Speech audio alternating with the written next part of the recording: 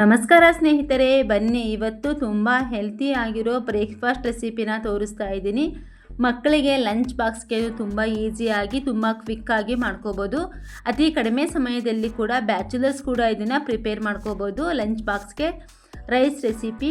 ಬನ್ನಿ ಹಾಗಿದ್ರೆ ಇದಕ್ಕೆ ಒಂದು ಮಿಕ್ಸಿ ಜಾರ್ ತೊಗೊಂಡ್ಬಿಟ್ಟು ಅದಕ್ಕೆ ಒಂದೇ ಒಂದು ಟೊಮೊಟೊನ ಹೆಚ್ಚಾಕ್ತಾ ಇದ್ದೀನಿ. 2 ಕಾಳು ಮೆಣಸಿನ ಕಾಳು, ಹಾಗೆ ಒಂದು ತುಂಡು ಚಕ್ಕೆ ಹಾಗೂ ಒಂದೆರಡು ಲವಂಗ ಹಾಕಿ ಸ್ವಲ್ಪ ಹಸಿಮೆಣಸಿನಕಾಯಿ 4 ರುಚಿಗೆ ಖಾರಕ್ಕೆ ತಕ್ಕಷ್ಟು, ಹಾಗೆ ಕೊತ್ತಂಬರಿ ಸೊಪ್ಪನ್ನು ಹಾಕಿಬಿಟ್ಟು ಅದನ್ನು ನಾನು ಗ್ರೈಂಡ್ ಮಾಡಿಕೊಂಡು ತೊಗೊಂಡು ಬಂದಿದ್ದೀನಿ.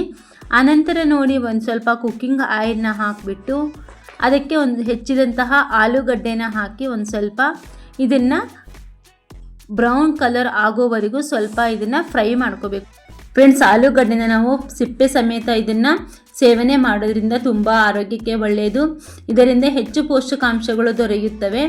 ನಾವು ಸಿಪ್ಪೆ ಸಮೇತ ಇದನ್ನು ಸೇವನೆ ಮಾಡಿದರೆ ನಮಗೆ ರಿಚ್ ಫೈಬರ್ ಇರೋದ್ರಿಂದ, ನಾರಿನಾಂಶ ಹೆಚ್ಚಾಗಿ ಇರುವುದರಿಂದ ಜೀರ್ಣಕ್ರಿಯೆಗೆ ಉತ್ತಮವಾಗುತ್ತೆ. ಅಷ್ಟೇ ಅಲ್ಲದೆ ಹೊಟ್ಟೆ ತುಂಬಿದಂತಹ ಭಾವನೆಯನ್ನು ನೀಡುತ್ತೆ. ಹಾಗೆ ವಿಟಮಿನ್ ಮತ್ತು ಮಿನರಲ್ಸ್, ವಿಟಮಿನ್ ಸಿ, ಐರನ್ ಹಾಗೂ ಕ್ಯಾಲ್ಸಿಯಂ, ಪೊಟ್ಯಾಷಿಯಂ ಇದೆ ಇದರಲ್ಲಿ. ಹಾಗೆ BP ಕಂಟ್ರೋಲ್ ಮಾಡುವಂತಹ ಗುಣಗಳು ಇದು ಹೊಂದಿದೆ. ಅಷ್ಟೇ ಅಲ್ಲದೆ ಇದು ನಮಗೆ ಆಲೂಗಡ್ಡೆ ಸಮೇತ ಸೇವನೆ ಮಾಡೋದ್ರಿಂದ ಇಮ್ಯುನಿಟಿ ಪವರ್ನು ಕೂಡ ನಾವು ಹೆಚ್ಚಿಸ್ಕೋಬೋದು.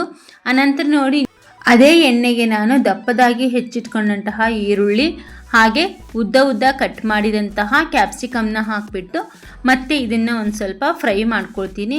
ಇದು ಕೂಡ ಈರುಳ್ಳಿ ಸ್ವಲ್ಪ ಬಣ್ಣ ಬದಲಾಗೋವರೆಗೂ ನಾವು ಒಂದು ಸ್ವಲ್ಪ ಫ್ರೈ ಮಾಡ್ಕೊಳ್ಳೋಣ ಎಣ್ಣೆಯಲ್ಲಿ. ಇದಿಷ್ಟು ನೋಡಿ ಇವಾಗ ಫ್ರೈ ಮಾಡಿ ಆಯಿತು. ನಾನು ಇದನ್ನು ಕೂಡ ಒಂದು ಬೌಲ್ಗೆ ಎತ್ತಿಟ್ಕೊಳ್ತಾ ಇದ್ದೀನಿ. ಆಲೂಗಡ್ಡೆನೂ ಕೂಡ ನಾನು ಎಣ್ಣೆಯಲ್ಲಿ ಫ್ರೈ ಮಾಡಿ ಎತ್ತಿಟ್ಟಿದ್ದೀನಿ. ಹಾಗೆ ಇದನ್ನು ಕೂಡ ಫ್ರೈ ಮಾಡಿ ಎತ್ತಿಡ್ತಾ ಇದ್ದೀನಿ.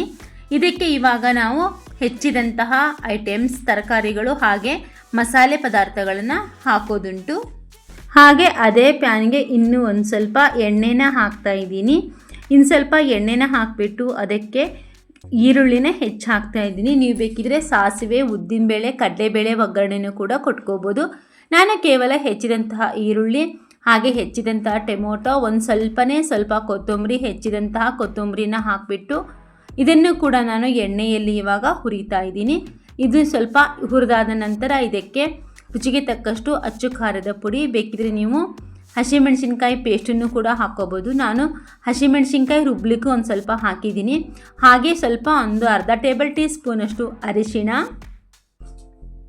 ಒಂದು ಸ್ವಲ್ಪ ನಿಮ್ಮಲ್ಲಿ ಗರಂ ಮಸಾಲ ಇದ್ದರೆ ಗರಂ ಮಸಾಲ ಹಾಕ್ಕೋಬೋದು, ಇಲ್ಲಾದರೆ ಸ್ಕಿಪ್ ಕೂಡ ಮಾಡ್ಕೋಬೋದು. ಇದನ್ನೆಲ್ಲ ಇದನ್ನು ಸ್ವಲ್ಪ ಫ್ರೈ ಮಾಡ್ಕೋಬೇಕಾಗುತ್ತೆ.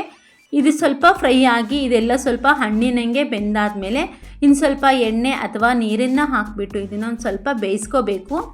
ಇದು ಬೆಂದಾದ ನಂತರ ನಾವು ಇದಕ್ಕೆ ರುಬ್ಬಿಟ್ಟಂತಹ ಮಸಾಲೆಗೆ ಟೊಮೊಟೊ, ಹಸಿಮೆಣಸಿನಕಾಯಿ, 2 ಲವಂಗ, ಹಾಗೆ ಕಾಳು ಮೆಣಸಿನಕಾಳು ಹಾಕಿದಂಥ ಕೊತ್ತಂಬರಿ ಸೊಪ್ಪು ಹಾಕಿದಂತಹ ಈ ಮಸಾಲೆ ಇದಕ್ಕೆ ನಾನಿವಾಗ ಆ್ಯಡ್ ಮಾಡ್ತಾ ಇದ್ದೀನಿ.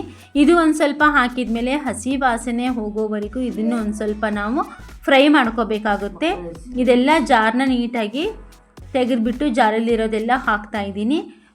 ಸ್ವಲ್ಪನೇ ನೀರನ್ನು ಹಾಕಿಬಿಟ್ಟು ಅದನ್ನು ಕೂಡ ಆ ಮಸಾಲೆಗೆ ಈ ಸ್ಟೇಜಲ್ಲಿ ನಾವು ಈ ಗೊಜ್ಜಿಗೆ ಒಂದೇ 2 ಮೊಟ್ಟೆನ ಒಡೆದು ಹಾಕಿ ನಾವು ಇದನ್ನು ಪ್ರಿಪೇರ್ ಮಾಡಿಕೊಂಡ್ರೆ ತುಂಬ ಟೇಸ್ಟಾಗಿರುತ್ತಂತೆ.